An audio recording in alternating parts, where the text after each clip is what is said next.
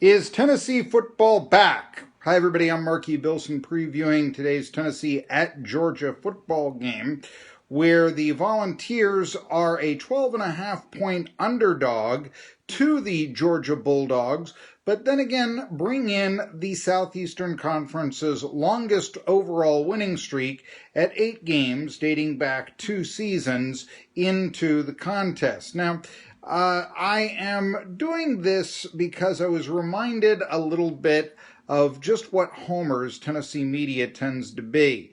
I type up Yahoo and all of a sudden I see this incredible stat come up on Vols Wire, courtesy yahoo.com.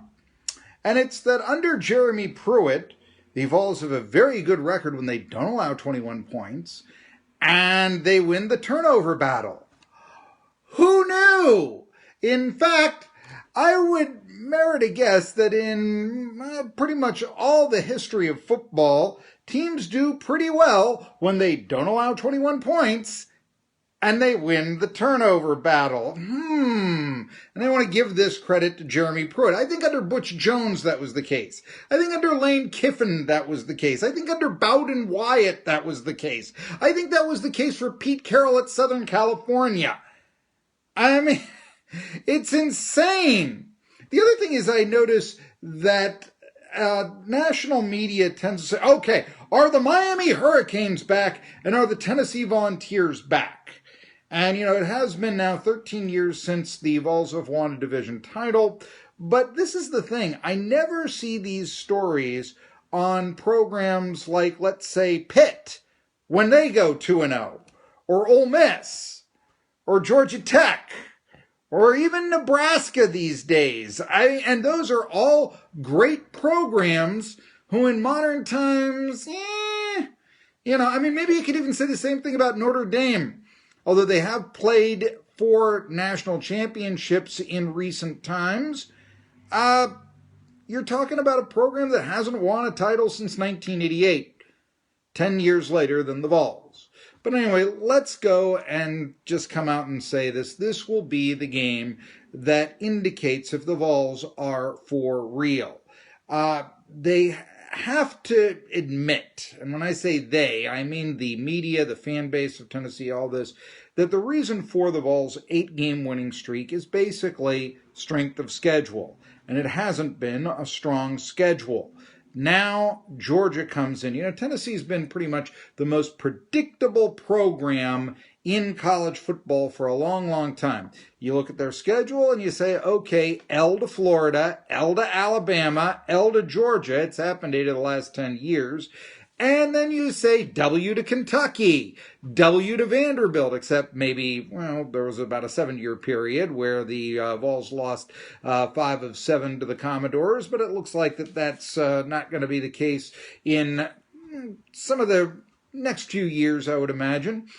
And, they're going to beat the FCS team, of course. It's just become a very predictable program. So is it the same old, and another loss to the Georgia Bulldogs? Remember, even in 2015, Georgia had a 3-touchdown lead against the Vols before the Vols came back. And, of course, it took a miracle pass at the end, helped in no small part by a celebration penalty that gave the Vols field position after Georgia had taken the lead against Tennessee with 10 seconds left in their 2016 game, but that allowed Josh Dobbs to throw his long bomb Hail Mary to Juwan Jennings that beat the Bulldogs back in 2016, the last time Tennessee defeated the Bulldogs. So here's what the storylines I think go for right now.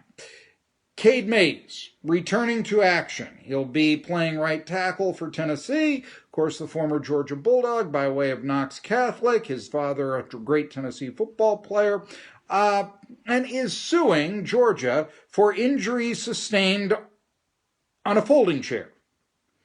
And that's been a big storyline. Somehow, though, we've forgotten the death threats that came to Cade Mays when he announced he was going to go to Georgia and not Tennessee. That's all been forgotten. Again, Homer media, that story never happened, I guess. Just sort of.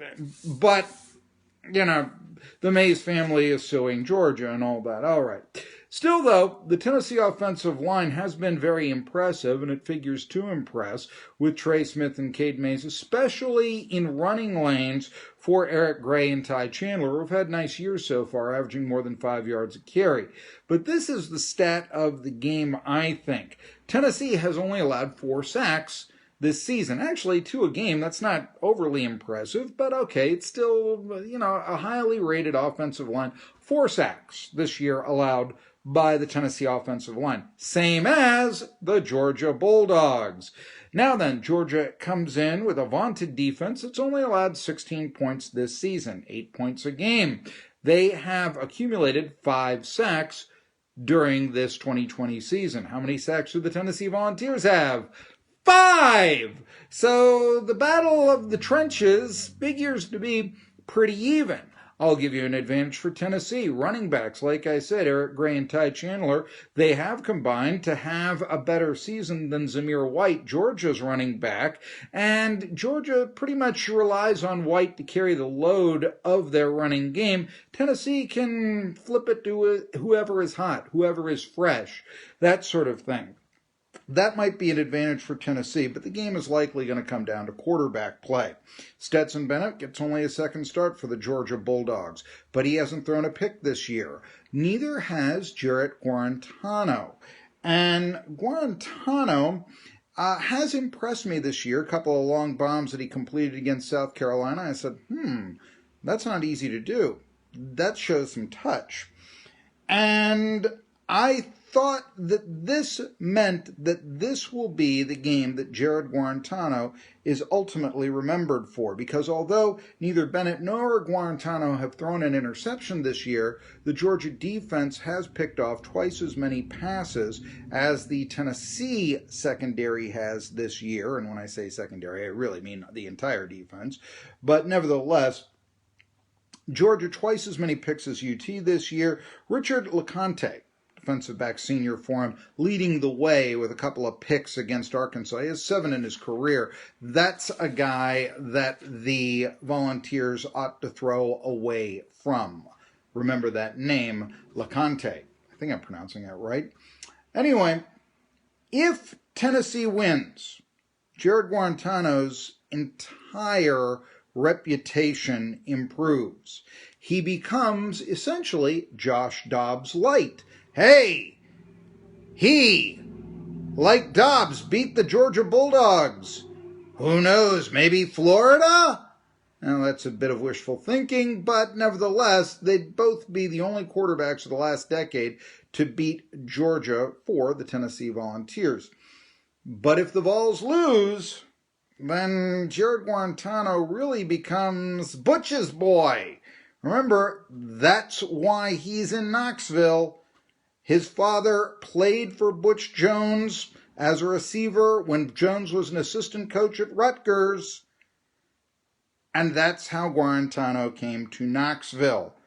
And so, if the Vols lose, it's continued mediocrity both for program and quarterback. And it's another reason that Vols fans will have to hate Butch Jones. The 12.5-point spread, I think, looks good for the Vols. I wouldn't be surprised if they covered. But rarely a spread that big results in victory for the underdog. If you like these videos, I'm going to ask you to follow me on YouTube. There will be a link. Just go to YouTube, my YouTube channel, and you can follow me there. Otherwise, I want to thank you for watching today, and until next time, I'm Marky Billson.